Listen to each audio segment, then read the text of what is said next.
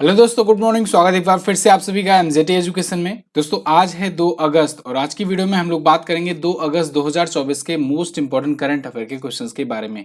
पूरी वीडियो ध्यान से देखिएगा, आज क्वेश्चंस भी ज्यादा हैं और इंपॉर्टेंट क्वेश्चंस आए हुए हैं, तो एंड तक देखना। वीडियो पसंद आए तो लाइक, शेयर और चैनल को सब्सक्राइब जरूर करना। चलिए शुरुआत करते हैं कल के रिवीजन से। कल हम लोगों ने पढ़ा था पेरिस ओलंपिक 2024 में इंडिया हाउस का उद्घाटन नीता अंबानी जी ने किया। विदेश मंत्री एस जयशंकर ये लाओस गए हुए हैं और वहां पर भगवान राम की अयोध्या मूर्ति को समर्पित दुनिया का पहला डाक टिकट जारी किया। हमास के राजनीतिक प्रमुख इस्माइल हानिया की हत्या कर दी गई। ये हत्या ईरान में हुई है। अभी तक किसी ने सामने आकर के ये नहीं पुष्टि की है कि हाँ हमने अटैक किया है। यूपीएससी का नया अध्यक्ष प्रीति सूदन को बनाया गया और स्वतंत्रता के बाद एक ही ओलंपिक में 2 पदक जीतने वाली पहली भारतीय बन गई मनु भाकर। दोनों ही ब्रॉन्ज मेडल जीते, एक इन्होंने सिंगल इवेंट में, एक डबल्स में जीते, मिक्स में। सेबी ने निवेशक के लिए अभी सेवा नाम से एआई चैटबॉट लॉन्च किया है। और यूनेस्को की विश्व धरोहर समिति का 46वां सत्र कंप्लीट हुआ, नई दिल्ली में आयोजित किया गया था। इसमें दुनिया भर के 24 ऐसे विश्व विरासत स्थल शामिल किए गए और जापान के सैंडो सोने और चांदी की खदानों को भी इसी में शामिल किया गया है लिस्ट में, यूनेस्को की विश्व धरोहर सूची में। 54वां अंतर्राष्ट्रीय भौतिक ओलंपियाड ये आयोजित हुआ और इसमें भारत ने टोटल 5 मेडल जीते, जिसमें 2 गोल्ड थे और 3 सिल्वर मेडल थे। और अभी शिक्षा मंत्रालय के द्वारा चौथी राष्ट्रीय शिक्षा नीति की वर्षगांठ मनाई गई।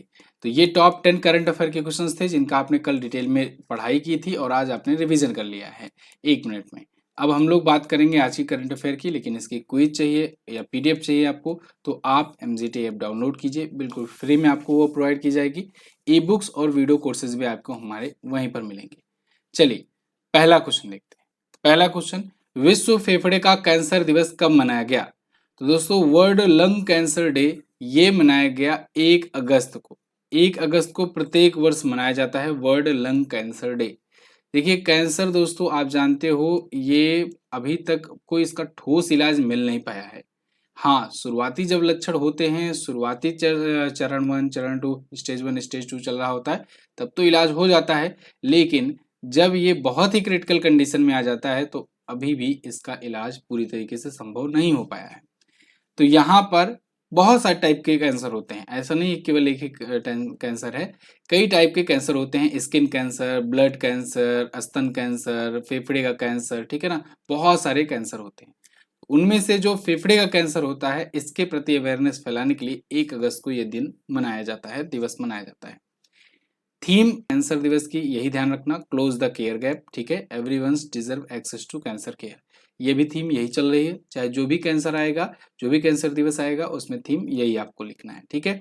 जैसे मैं अभी आपको बताऊं, वर्ल्ड कैंसर डे अगर पूछा जाए, वर्ल्ड कैंसर डे अगर पूछा जाए तब आप बताइएगा वो मनाया जाता है 4 फरवरी को, ठीक है ना, बहुत इंपॉर्टेंट है 4 फरवरी को। और अगर राष्ट्रीय कैंसर दिवस पूछा जाए तो 7 नवंबर को मनाया जाता है राष्ट्रीय कैंसर अवेयरनेस डे, ठीक है, 7 नवंबर, दोनों ही दिन याद रखना। फिलहाल विश्व फेफड़े का कैंसर जो है ये फेफड़े के कैंसर के प्रति अवेयरनेस फैलाने के लिए मनाया जाता है। 2012 में इसकी शुरुआत हुई थी। आगे बढ़ते हैं। हाल ही में मिली जानकारी के अनुसार दुनिया का सबसे बड़ा एल्युमिनियम उत्पादक देश कौन बना? तो दुनिया का सबसे बड़ा एल्युमिनियम उत्पादक देश दोस्तों ये चाइना है। भारत का स्थान दूसरा है, भारत सेकंड पोजीशन पर है। ये एल्युमिनियम उत्पादन की बात हो रही है। एल्युमिनियम एक धातु होती है, आप सब भलीभांति परिचित होंगे। तो यहाँ पर एक रिपोर्ट अभी आई हुई है पहली तिमाही को लेकर, 2024-25 के वित्तीय वर्ष में पहली तिमाही को लेकर के ये बताया गया है कि भारत 1.2% ग्रोथ के साथ 10.43 लाख टन का प्रोडक्शन किया है, ठीक है। तो भारत बन गया है विश्व का दूसरा सबसे बड़ा एल्युमिनियम उत्पादक और चाइना पहले नंबर पर है। इसके अलावा लौह अयस्क और चूना पत्थर के बारे में भी बताया गया है। इसमें बताया गया है इसमें भी जोरदार वृद्धि देखने को मिली है भारत में। लौह अयस्क का उत्पादन बढ़कर के 79 एमएमटी हो गया है और वहीं चूना पत्थर 116 एमएमटी का उत्पादन इसका भारत ने किया है, ठीक है। तो ये जो है ये अपने खनिज हैं, इसका उत्पादन पर रिपोर्ट है ये। आगे बढ़ते हैं। हाल ही में कश्मीर शहर वर्ल्ड क्राफ्ट सिटी प्रमाण पत्र पाने वाला भारत का कौन सा शहर बना? ये बहुत ही इंपॉर्टेंट क्वेश्चन है। कश्मीर शहर जो कि Jammu and Kashmir union territory का आता है के तहत आता है और इसमें इसको वर्ल्ड क्राफ्ट सिटी का अभी सर्टिफिकेट मिला है। भारत में 4 ऐसी सिटीज अब हो गई हैं जिनको वर्ल्ड क्राफ्ट सिटी का सर्टिफिकेट मिल चुका है। तो कश्मीर शहर भी अब शामिल हो गया है और कश्मीर के जो क्राफ्ट हैं, जो शिल्प हैं, उसको ध्यान में रखते हुए इसको वर्ल्ड क्राफ्ट सिटी का अवार्ड मिला है या सर्टिफिकेट मिला है। विश्व शिल्प परिषद ने ये दिया है, ठीक है, अंतर्राष्ट्रीय स्तर पर। अभी तक जो बाकी के 3 हैं वो कौन कौन से हैं? उनमें राजस्थान का जयपुर है, तमिलनाडु का मामल्लपुरम है और कर्नाटक का मैसूर है। तो ये 3 सिटीज पहले थी, अब कश्मीर शहर चौथा बन गया है, ठीक है। अब एक बात और ध्यान रखना इसमें, इसमें जो जयपुर, मामल्लपुरम और कश्मीर है, इसको विश्व शिल्प शहर का टैग दिया गया है, ठीक है, वर्ल्ड क्राफ्ट सिटी। मामल्लपुरम जो है इसे पत्थर शिल्प का दिया गया है सर्टिफिकेट, यानी कि इसे पत्थरों पर नक्काशी के लिए विश्व शिल्प शहर चुना गया है, ठीक है। तो विश्व शिल्प शहर ये भी है, लेकिन पत्थरों पर नक्काशी के लिए है खास तौर से। ये 4 ध्यान रखना। अब मुझे इससे रिलेटेड 2 पॉइंट्स, 2 क्वेश्चन और याद आ रहे हैं, मिलता जुलता। आपको अगर याद हो तो यूनेस्को का संगीत का शहर, विश्व का संगीत का शहर, और यूनेस्को का विश्व साहित्य का शहर, 2 शहर को चुना गया था भारत के। कमेंट करके मुझे आप बता सकते हो ये दोनों शहर कौन है। संगीत का शहर, चलिए मैं ही बता दे रहा हूं। संगीत का शहर दोस्तों ग्वालियर को चुना गया था, यूनेस्को के द्वारा विश्व संगीत का शहर ग्वालियर को चुना गया था, और कोझिकोड को चुना गया था साहित्य का शहर। आप मुझे कमेंट करके बताइए कोझिकोड किस राज्य का शहर है। आगे बढ़ते हैं। हाल ही में 1 अगस्त 2024 को चिकित्सा सेवा सेना की पहली महिला महानिदेशक कौन बनी? तो दोस्तों चिकित्सा सेवा सेना की पहली महिला महानिदेशक बन गई हैं अभी हाल ही में लेफ्टिनेंट जनरल साधना सक्सेना नायर। साधना सक्सेना नायर यहाँ पर आपको इमेज में दिख रही हैं। ये आर्मी में अब विमेन डायरेक्टर होंगी, वो भी first women director to general of medical services में, ठीक है। तो इनका पूरा फैमिली बैकग्राउंड भी आर्मी से ही रहा है। ये अपने फैमिली में तीसरी पीढ़ी की हैं जो आर्मी में सेवा करेंगी। तो इनको अभी यहाँ पर नियुक्त किया गया है, ठीक है। 1985 में इन्होंने भारतीय सेना ज्वाइन किया था, इसका मेडिकल कोर, और अभी यहाँ पर पहुंच गई हैं चिकित्सा सेवा की महानिदेशक पद पर। अब ये चूंकि पहली महिला है तो पहले महिला से रिलेटेड हम लोग कुछ पॉइंट और रिवाइज करेंगे। जैसे एक ही ओलंपिक में अभी 2 पदक जीतने वाली पहली भारतीय महिला मनु भाकर बन गई। हालांकि ये पहली इंडियन भी हैं, अभी तक किसी भारतीय ने पुरुषों में भी नहीं जीता है। इसके अलावा अनामिका राजीव जो है ये भारतीय सेना की पहली महिला हेलीकॉप्टर पायलट बनी है। पूर्णिमा श्रेष्ठ 13 दिनों में 3 बार माउंट एवरेस्ट चढ़ने वाली पहली महिला बनी थी। मेघालय की पहली महिला पुलिस महानिदेशक इदा सीसा नोंगरोंग बनी है। पेरिस ओलंपिक में भारत की पहली महिला जूरी मेंबर बनी बिल्किस मीर। इसके अलावा सुमन कुमारी जो है बीएसएफ की पहली महिला स्नाइपर बनी है, और मरियम नवाज पाकिस्तान के पंजाब प्रांत की पहली महिला मुख्यमंत्री अभी बनी थी कुछ दिन पहले। एक और बात देखिए, यूपी का अभी एग्जाम आने वाला है, तो ऐसे में आपके लिए उत्तर प्रदेश जीके और करंट अफेयर का ये ई बुक ये अपडेट करा दिया गया है। कल बहुत सारे लोगों ने इसके लिए पेमेंट भी कर दिया है, लेकिन अभी तक उनके पास ई बुक नहीं पहुंची है। कारण ये है कि इसमें जुलाई वाला मैटर ऐड कराया जा रहा था, ठीक है ना। तो जुलाई तक बिल्कुल अपडेटेड है। और खास तौर से देखिए एक और बात मैंने यहाँ पर रखा है, कंटिन्यू किया है, 2023 का भी करंट अफेयर इसमें है। 2023 का पूरा करंट अफेयर और 2024 का करंट अफेयर जुलाई तक का पूरा। तो ये सब मैंने ऐड करवा दिया है। तो इस वजह से इसका प्राइस भी बढ़ गया है और इस ई बुक में संपूर्ण आपका कवरेज भी हो गया है। आप ई बुक लोगे तो दिल खुश हो जाएगा। इसमें आपको स्टैटिक जानकारियां पूरा उत्तर प्रदेश से रिलेटेड, इसके अलावा करंट अफेयर सब आपको है। देखिए वीडियोस बनाने की लोग डिमांड करते हैं, सर इसकी वीडियो बना दो, उसकी वीडियो बना दो, तो वीडियो बनाने में टाइम लगता है। यहाँ पर मैंने जो कंटेंट आपको तैयार करा करके दिया है ना, इससे आप मात्र 10 दिन में, 10 से 15 दिन में अच्छे तरीके से इतना बेहतरीन तैयार कर लोगे करंट अफेयर और स्टैटिक जीके यूपी का कि आपका मैक्सिमम से मैक्सिमम 90% स्कोर कवर हो जाएगा, ठीक है। आप चाहे यूपीपी का एग्जाम देने जा रहे हो जो अभी 23 अगस्त से शुरू हो रहा है, या फिर आने वाले टाइम पर यूपी पीसीएस आरओ जो भी एग्जाम देने जा रहे हो, आपका देखिए बेहतरीन कवरेज होगा। आप इसको एक बार ई बुक पढ़ करके देखना, वैल्यू फॉर मनी प्रोडक्ट लगेगा। तो इसके लिए वही सेम प्रोसेस करना है, आपको इस नंबर पर व्हाट्सएप करना है 7235939467, ठीक है। कल बहुत सारे लोगों ने, जिन लोगों ने पेमेंट किया है उनको आज ई बुक भेज दी जाएगी, पहुंच जाएगी, और बाकी लोग भी आज से लेना इसे स्टार्ट कर सकते हैं। आगे, प्रसिद्ध बहुराष्ट्रीय अभ्यास तरंग शक्ति 2024 का आयोजन कहां पर किया जाएगा? तो दोस्तों देखिए तरंग शक्ति जिसकी चर्चा काफी दिनों से कर रहे हैं हम लोग, कई बार मैंने आपको वीडियो में भी बताया हुआ है, ये भारत का पहला मल्टीनेशनल एक्सरसाइज होने वाला है, मल्टीनेशनल एयर एक्सरसाइज होने वाला है, बहुत बड़ा होगा। इसमें 30 से ज्यादा देश तो अभी मतलब ऑफिशियल हैं कि हाँ ये तो आएंगे ही आएंगे। हालांकि भारत ने 54 से ज्यादा देशों को इनविटेशन भेजा है कि आइए आप लोग इस अभ्यास में हिस्सा लीजिए। भारत बहुत बढ़ चढ़ करके इसका आयोजन कर रहा है, 2 स्टेजेस में इसका आयोजन किया जा रहा है। तो पहला स्टेज का जो आयोजन है वो अभी 6 अगस्त से शुरू हो रहा है तमिलनाडु में, ठीक है। सेकेंड स्टेज ये राजस्थान में किया जाएगा। फिलहाल तरंग शक्ति जो होगा ये भारतीय वायुसेना की तो ताकत दिखाएगा ही दिखाएगा, साथ ही साथ ये भी दिखाएगा कि देखिए कैसे हम लोग ग्लोबल लेवल पर बहुत सारे देशों के साथ मिल करके कोई एक्सरसाइज कैसे करते हैं। और आगे आने वाले इन फ्यूचर में अगर मान लीजिए कोई ऐसा विश्व युद्ध टाइप का होता है तो हमारे जो मित्र मुल्क हैं वो सब मिल करके एक साथ कैसे अपनी पावर दिखाएंगे। तो तरंग शक्ति बहुत ही इंपॉर्टेंट है, याद रखना, क्योंकि 2023 में ये होने वाला था, 2023 को टाल दिया गया, फिर 2024 में अब होने वाला है। तो और ये 2 साल से मैं लगातार आपको बता ही रहा हूँ कि ये अब होने वाला है, होने वाला है, फाइनली उसकी डेट आ गई है। तो 6 अगस्त से शुरू हो रहा है पहला चरण इसका। दूसरा चरण 29 अगस्त से शुरू होगा, 29 से 14 सितंबर तक। तो राजस्थान के जोधपुर में दूसरा चरण होगा और पहला तमिलनाडु के सुलार में शुरू हुआ है, ठीक है जी। चलिए, बहुत इंपॉर्टेंट है, इसको ध्यान रखना, याद रखना, भूलना मत। कुछ और अभ्यास हैं जैसे खान क्वेस्ट, अभी ये भी मल्टीनेशनल है, ये मंगोलिया में होता है, मंगोलिया में अभी हुआ। पिच ब्लैक बहुराष्ट्रीय है, ऑस्ट्रेलिया में हुआ।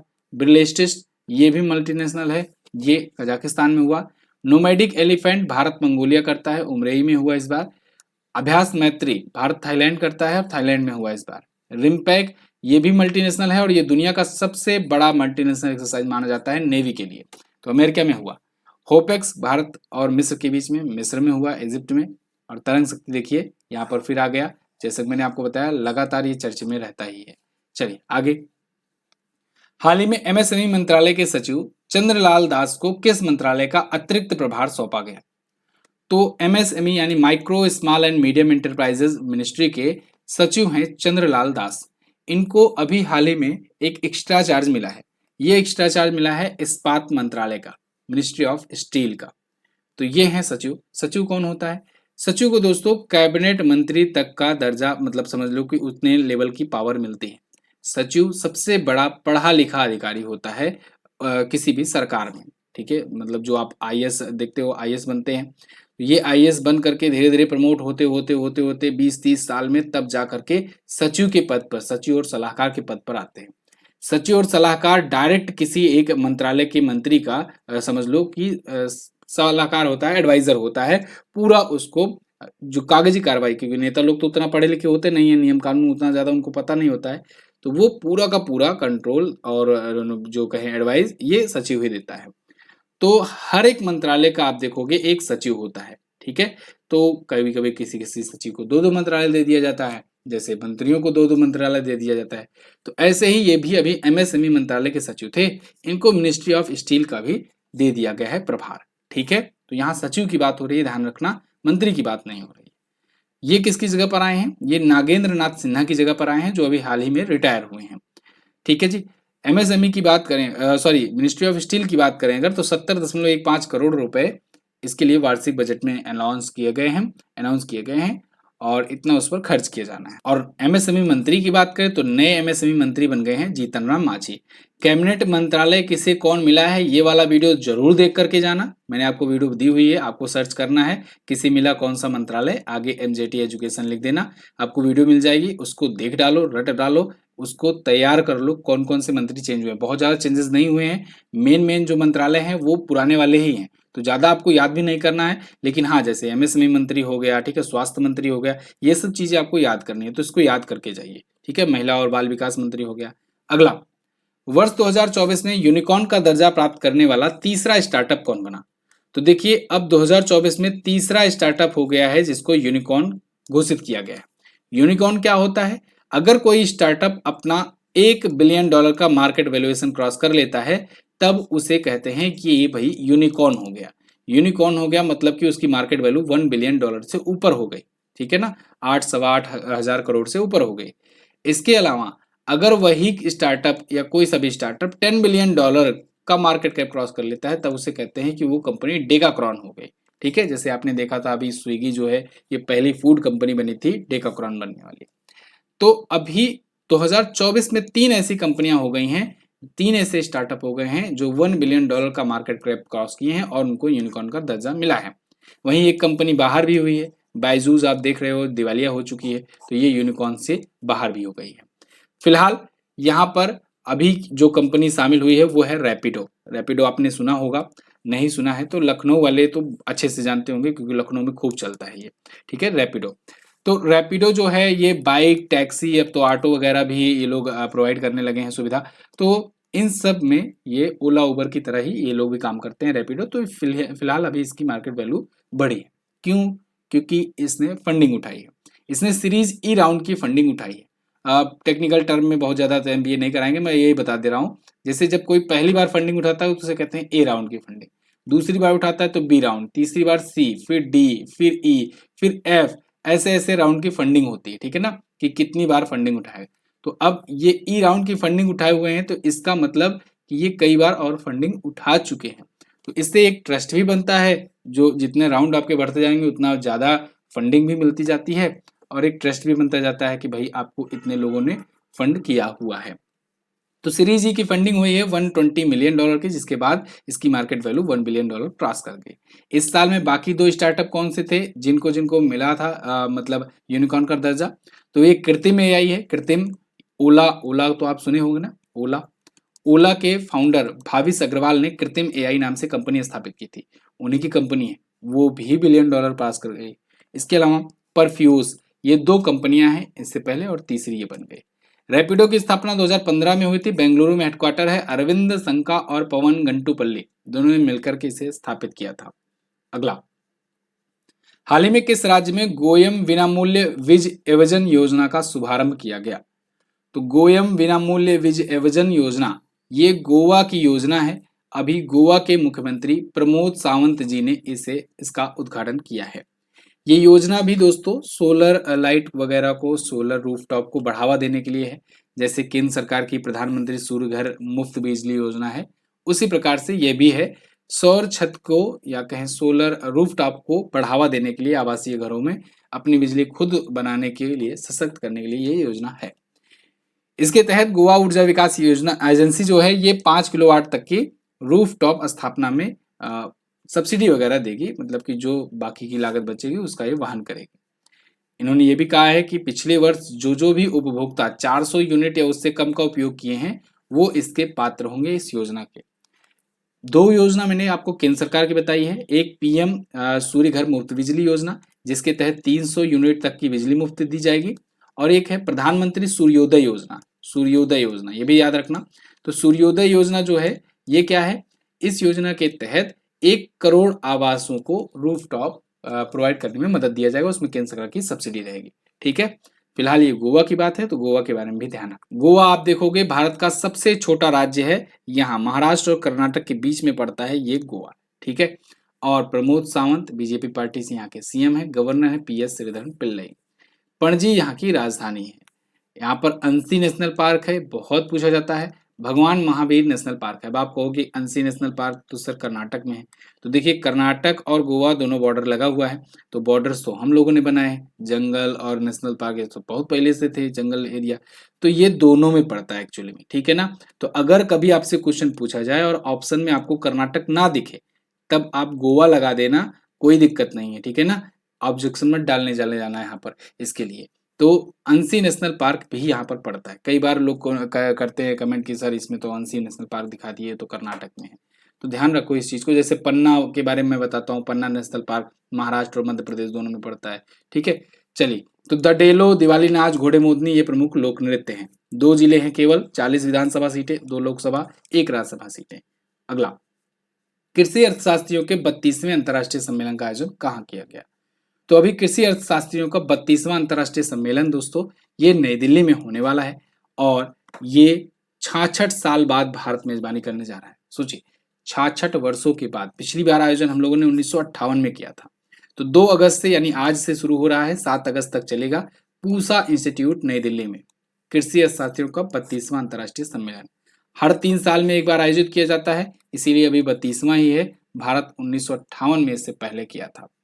तो इस बार की थीम है transition toward sustainable agri food system. अगला, यहाँ पर कुछ और आयोजन सम्मेलन है, आप इसका मोटा मोटा रिवीजन कर लीजिए। G7 समिट इस बार इटली में हुआ, नाटो वाशिंगटन डीसी में, और 7 ग्लोबल स्टार्टअप नई दिल्ली में हुआ, कोलंबो सुरक्षा सम्मेलन मॉरिशस में हुआ, गोवा में ऑडियो विजुअल वाला होगा ये अभी, दक्षिण कोरिया में अंतरिक्ष अनुसंधान के बारे में वैश्विक सम्मेलन, और एससीओ समिट अस्ताना कजाकिस्तान में हुआ। मोस्ट इंपॉर्टेंट अगला, पेरिस ओलंपिक 2024 के 50 मीटर राइफल थ्री पोजीशन में शूटर स्वप्निल कुसाले ने कौन सा मेडल जीता? तो देखिए, भारत को तीसरा मेडल मिल चुका है इस बार के ओलंपिक में, और 6 दिन बीत चुके हैं। अभी एक बुरी भी खबर आई है, देखिए सात्विक साईराज रंकी रेड्डी और चिराग शेट्टी, इन दोनों की जोड़ी जो खूब अच्छा प्रदर्शन किया करती थी अभी तक, ये इस ओलंपिक से बाहर हो गई है। इसके अलावा एक और लीजेंड खिलाड़ी जो 2 ओलंपिक मेडल ऑलरेडी जीत चुकी हैं, पीवी सिंधु, ये भी अब ओलंपिक से बाहर हो चुकी हैं। तो 2 उम्मीदें भारत को अब समझ लीजिए 2 उम्मीदें टूट गई हैं भारत की। फिलहाल 3 ब्रॉन्ज अभी तक आए हैं और तीनों ही शूटिंग में आए हैं। 2 में मनु भाकर ने देखा है आपने कि उन्होंने योगदान दिया, और एक अभी स्वप्निल कुसाले ने जीता ब्रॉन्ज मेडल। तो स्वप्निल कुसाले ने जो जीता है 50 मीटर राइफल के इवेंट में, एयर राइफल के 3 पोजीशन में इन्होंने जीता हुआ है मेडल। इनका जन्म महाराष्ट्र के पुणे में हुआ था। ये 2022 के एशियन गेम्स में भी जीत चुके हैं गोल्ड, और 2021 वर्ल्ड कप में भी गोल्ड जीत चुके हैं। इसके पहले कॉमनवेल्थ में ये ब्रॉन्ज भी जीत चुके हैं। तो इन्होंने तीसरा मेडल दिलाया ओलंपिक में भारत को। पिछली बार ओलंपिक में भारत 7 मेडल जीता था। अभी ये ओलंपिक चल रहा है पेरिस में। विश्व स्तनपान सप्ताह कब मनाया गया? तो देखिए, विश्व स्तनपान सप्ताह जो है ये प्रत्येक वर्ष 1 से 7 अगस्त को मनाया जाता है, वर्ल्ड ब्रेस्ट फीडिंग वीक। तो जो स्तनपान होता है माताओं द्वारा शिशुओं को कराया जाता है, इसके प्रति अवेयरनेस फैलाने के लिए, इसके फायदों के बारे में बताने के लिए ये दिवस मनाया जाता है। आप सुने होंगे कैंपेन वगैरह, प्रचार वगैरह में कि जन्म से 6 माह तक बच्चों के लिए अनिवार्य रूप से स्तनपान कराना चाहिए। क्यों? क्योंकि इससे बहुत सारे जो रोग होते हैं बच्चों में, उसमें ये टीकाकरण का काम करता है, वो रोग नहीं होने देता है। तो पहला टीका बच्चों का स्तनपान ही होता है, एक प्रकार से समझिए। साइंटिफिक लैंग्वेज में कहें तो कोलेस्ट्रम प्राप्त होता है स्तनपान से बच्चों को, और ये कोलेस्ट्रम जो है बच्चों को बहुत सारी बीमारियों से बचाता है, उन्हें प्रतिरक्षा प्रदान करता है। साथ ही साथ माताओं को भी लाभ होता है, उनको स्तन कैंसर, डिम्ब ग्रंथि कैंसर, इन सारे जोखिमों से भी बचाता है स्तनपान कराना। तो स्तनपान कराने के लिए ये 120 से ज्यादा देशों में वर्ल्ड ब्रेस्ट फीडिंग वीक मनाया जाता है 1 अगस्त से 7 अगस्त को प्रत्येक वर्ष। इस बार की थीम है bridging the gap, breast feeding support for all. Clear? चलिए, तो ये थे आज के दिन के टॉप 11 करंट अफेयर के क्वेश्चन। आई होप आपको वीडियो पसंद आई होगी। अगर वीडियो पसंद आई है तो वीडियो को लाइक कीजिए, शेयर कीजिए। सामान्य ज्ञान वगैरह की भी ई बुक आ गई है, रेलवे साइंस स्पेशल, इसको भी आप लेना चाहते हैं या फिर हाफ ईयरली की लेना चाहते हैं ई बुक, तो आप सब ले सकते हैं इस नंबर पर व्हाट्सएप करके। हमारे सभी ई बुक हिंदी और इंग्लिश दोनों लैंग्वेज में अवेलेबल होती है, तो आप इन्हें दोनों ही लैंग्वेज में प्राप्त कर सकते हैं, जो भी आपको सुटेबल लगे। कल मैंने पूछा था इंग्लिश चैनल किस महासागर का हिस्सा है, तो अटलांटिक ओशियन का हिस्सा है। सिडबी का हेडक्वार्टर कहाँ है, तो लखनऊ में स्थित है। आज आपको क्या बताना है? आज आपको बताना है आसियान के सदस्य देशों की कुल संख्या वर्तमान में कितनी है। अभी कुछ और देश जुड़ने वाले हैं, लेकिन अभी वो प्रॉपर तरीके से जुड़े नहीं हैं, ध्यान रखिएगा। अभी जितने हैं वो बताइए। भारत में राष्ट्रीय शिक्षा नीति 2020 लागू करने वाला पहला राज्य कौन सा है? ये क्वेश्चन बना है और आगे भी बनेगा आपके एग्जाम्स में, तो बताइएगा जरूर कमेंट करके। इसके अलावा दूसरा राज्य भी बता देना। इसकी पीडीएफ आपको टेलीग्राम पर तो मिलेगी ही मिलेगी, साथ ही साथ आपको एमजेटी ऐप पर क्विज भी मिल जाएगी पीडीएफ के साथ। तो आप एमजेटी ऐप भी इंस्टॉल करके रखो, वहां पर क्विज सेक्शन में जाकर फ्री क्विज और पीडीएफ सेक्शन में जाकर फ्री पीडीएफ आपको मिल जाएगी। मैं मिलूंगा आपको कल की वीडियो में, तब तक के लिए नमस्कार, जय हिंद, वंदे मातरम।